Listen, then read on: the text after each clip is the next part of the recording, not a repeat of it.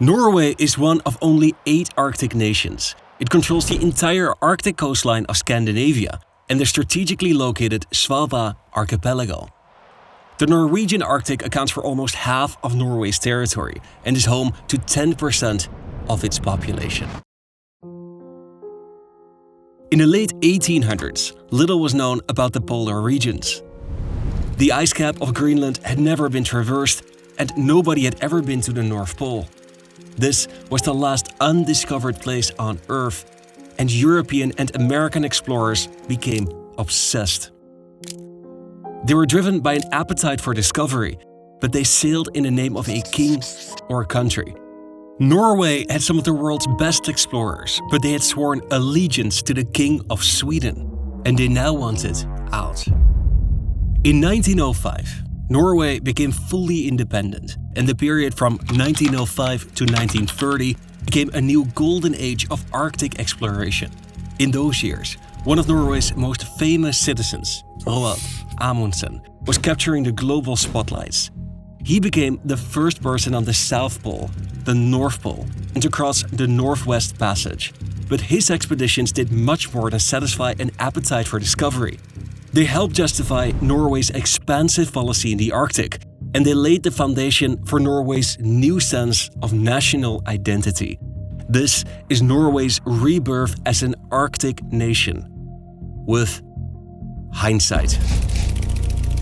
I'm really excited to share this video with you today. It is full of adventure with a little bit of history and geopolitics. It's the kind of content that I want to make more of with the channel. You'll see what I mean. For now, enjoy the video. The Arctic has a special place in the heart of many Norwegians. The very name Norway is believed to mean the way north.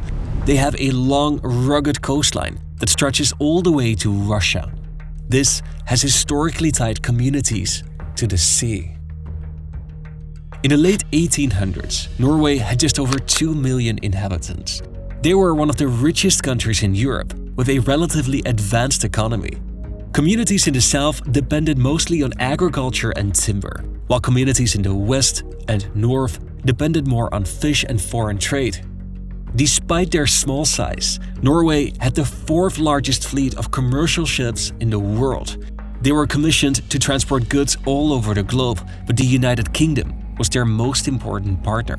But Norway was in a union with Sweden, and the Swedish king controlled their foreign affairs, including relations with the UK. Norway had their own parliament, constitution, and legal system, but the foreign sector became increasingly important for Norway, and they wanted to dissolve the union. One of Norway's most outspoken critics on this issue was Fridtjof Nansen. Nansen had made a name for himself a few years earlier when he became the first person to cross the Greenland ice cap. This had been attempted before by some of the world's most famous explorers, but all had failed. Nansen, then only 28 years old, had a bold approach. He started on Greenland's east coast, where at that time there were no human settlements. This meant that if anything went wrong, it would be impossible to retreat. They were either going to be successful or die. And luckily, they managed to pull it off. This instantly transformed him in a national hero, and it gave him the spotlight. He later attempted to become the first man on the North Pole, where he spent 3 years on the ice with some of Norway's best and brightest scientists. The expedition received a lot of attention, in Norway and abroad. And even though he failed to reach the North Pole, the expedition solidified his status as a world-class explorer. This is when he decided to leverage his fame for political activism, and particularly to seek an end to the union with Sweden. Norway and Sweden entered negotiations about Norway setting up its own councils in foreign countries. The hope was that this would pave the way to Norway controlling its own foreign affairs. One of Nansen's greatest admirers was Roald Amundsen. He was born in a small village in southern Norway, in a family of farmers and sailors. He wasn't particularly interested in politics, but dreamt of becoming an explorer. He was hired as a first mate on a Belgian expedition in the Antarctic when he was just 25 years old, and they became the first team to spend the winter in the Antarctic. After he returned from this trip, he felt ready to lead his own expedition. But he wasn't a rich man. He took on debt to buy a small boat and some more debt to hire a crew. His dream was to become the first person to traverse the Northwest Passage. This had been attempted by some of the best explorers in human history, and many have disappeared in these waters. Amundsen reached out to Nansen, and to his surprise, he invited him to his house. The two talked for hours, and at the end, Nansen signed this picture to Captain Roald Amundsen, with wishes for good luck and success on the journey. Amundsen hung the picture in the salon of his ship, and a few weeks later, he left the harbor of Oslo to set sail for Greenland. As Amundsen set out for the adventure of his life, tensions in Scandinavia were worsening. The talks between Norway and Sweden broke down, after which Norway unilaterally declared the union dissolved. Swedish officials responded with outrage, threatening with war, saying that Sweden had received a blow in the face and that a peaceful solution is extremely improbable. The world held its breath as an armed conflict could break out at any minute. Nansen traveled to London to speak with British politicians and with the media, and he published several articles in newspapers to make a case for dissolving the Union. Far away from the worries of the world in the Canadian Arctic, Amundsen had no idea of what was happening in his homeland. He had last made contact with the outside world when he left Greenland's northernmost settlement. From here, he had entered the Canadian Arctic archipelago, and the weather was good. He could have probably made the crossing in a single season, but he decided to stay longer to have more time for scientific measurements. They docked in this bay and soon discovered that they weren't alone. They befriended a local Inuit family who taught them to hunt and other crucial Arctic survival skills.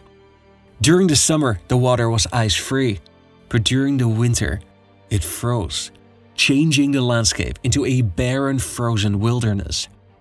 Amundsen and his team spent 2 winters in the bay.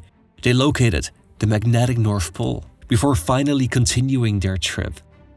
It only took them a few days to navigate the narrow channels and to reach the open waters of the Beaufort Sea. The same week that Amundsen crossed the Northwest Passage, in Norway, a referendum was held on dissolving the union with Sweden, and 99.5% of Norwegians voted in favor. This was the start of the end of the crisis. Norwegian and Swedish diplomats negotiated the terms of an agreement, and the Scandinavian crisis believed to be ended. Norway and Sweden peacefully dissolved the union. This was a momentous political turning point for Norway, right when Amundsen captured the global spotlights. He reached a telegram station in northern Alaska and shared the news of his success. It was published on the front page of the New York Times. Son of the Vikings navigates the Northwest Passage. Amundsen achieves undying fame. He was instantly famous, now standing on similar footing as Shackleton and Peary. Together, they were the 3 polar stars. Amundsen wasn't particularly interested in politics, but politics was interested in him. Norway was now seeking to define their role in the world and who they are as a people. Polar heroes like Nansen became examples of the abilities and the ideals of the Norwegian people, and Amundsen was the new kid on the block. He was riding on a wave of nationalist sentiment in a time that the Arctic became of increasingly geopolitical importance. The world was heading towards World War I. It is the dawn of aviation, and technology was now rapidly developing. In 1911, Amundsen beat Captain Robert F. Scott in the race to be the first person on the South Pole. He had made history again, and he continued by announcing his plans to also become the first person on the North Pole. But this would prove much more difficult than he had imagined. Amundsen wanted to follow a similar strategy as his childhood hero, Fridtjof Nansen, when he tried to reach the North Pole a few decades earlier. Nansen's theory was that the currents in the Arctic move from east to west. His plan was to sail to the new Siberian islands and to enter the ice sheet, to drift with the ice over the North Pole. If necessary, he would walk the last bit. Amundsen and his team, now in the spotlights of the global news outlets, began prepping for the adventure. In 1918, they set sail. While Amundsen and his team once again disappeared off the radar, Norway was pushing its expansive policies in the Arctic. The large Spitsbergen archipelago was disputed and claimed by several countries. They are centrally located in a strategic position to project power in the Arctic. Norway and Russia were operating coal mines on the islands, and many neighboring countries had historical ties to the archipelago. But in 1920, Norway successfully managed to claim sovereignty. Russia was still badly wounded after the revolution of 1917, and Sweden had lost influence for its support of Germany during World War I. This made the conditions favorable for Norway, but they could also demonstrate their historical and their modern ties to the archipelago. After its inclusion in the Kingdom of Norway, the archipelago was renamed Svalbard, and they annexed this island off the coast of Greenland shortly thereafter. Amundsen, in the meantime, was having a stroke of bad luck. His expedition was delayed many times by bad weather. Amundsen had fallen off his ship and broken his arm, and he was attacked by a polar bear just a few days later. He almost died of carbon monoxide poisoning, and the worst thing was that they weren't coming anywhere close to the North Pole. They set sail for Alaska, where they built a temporary accommodation to spend the winter, and during those long winter days, he fought.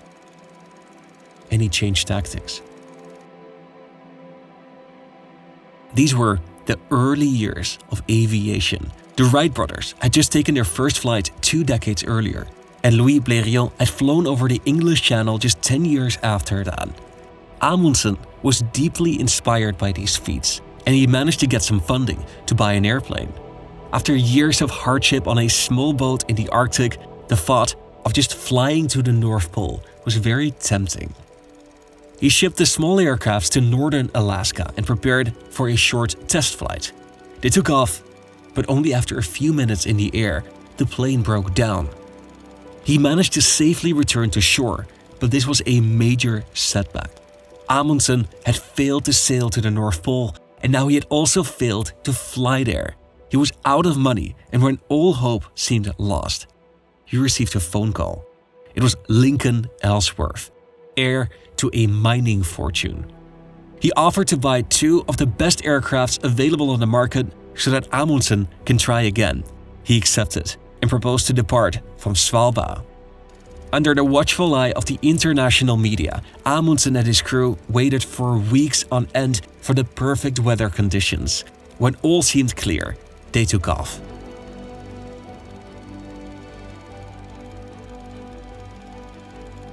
It was the first time that Amundsen saw the ice from above. "I have never seen anything more desolate and deserted," Amundsen recalled. "A bear from time to time, I would have thought, but no, absolutely nothing living." They spent 8 hours in the air before deciding to land. But as they were going down, one of the engines began to spurt. They managed to safely land, but the plane wouldn't fly anymore. They were now stuck on the ice, 150 miles or 250 kilometers from the North Pole. They spent 3 weeks on the ice to build an airstrip, and then all crammed into one airplane to head back to Svalbard. They had failed to reach the North Pole, and they didn't cross the Arctic as they set out to do. But it didn't matter. They returned to Oslo, and 50,000 people crowded the streets to greet them. They were received by the king in the palace with a reception in their honor. Ellsworth was extremely satisfied and contributed another $100,000 to help purchase an airship that would be fitted for the Arctic by an Italian company. The handover was a big event, and amongst the invitees was Italy's Prime Minister Benito Mussolini. This was seen as a promotional event for all the countries that were involved, and Norway had its name on the ship. They were ready to fly from Svalbard and aimed to be the first people on the North Pole and the first people to fly over the Arctic. On May 11th, they took off. The ship flew over the North Pole at 1:25 a.m. Greenwich time, making Amundsen the first person on both the South and the North Pole. When the airship finally landed in Alaska, it was front-page news. Most of the cover of the New York Times was dedicated to this achievement, but also the entire second page, and even the entire third page. This shows just how important these events were in that time. These expeditions were considered affairs of national importance. The captains, commanders, and people in charge were celebrated as heroes. Their accomplishments were in the name of the king or nation they represented, and they embodied the spirit of their people. This was particularly important for Norway, as they had just gained independence, and they were looking to define its values as a people and its role on the world stage. The success of the Norwegian explorers lent credibility to their claims, and it helped establish Norway in the public consciousness as an Arctic nation. If you like this and you want to show your support, you can consider joining my Patreon. I publish a ton of exclusive content there that you may enjoy, and if not, the second best way of showing your support is by watching another video. Here are 2 more videos for you to consider for your next watch.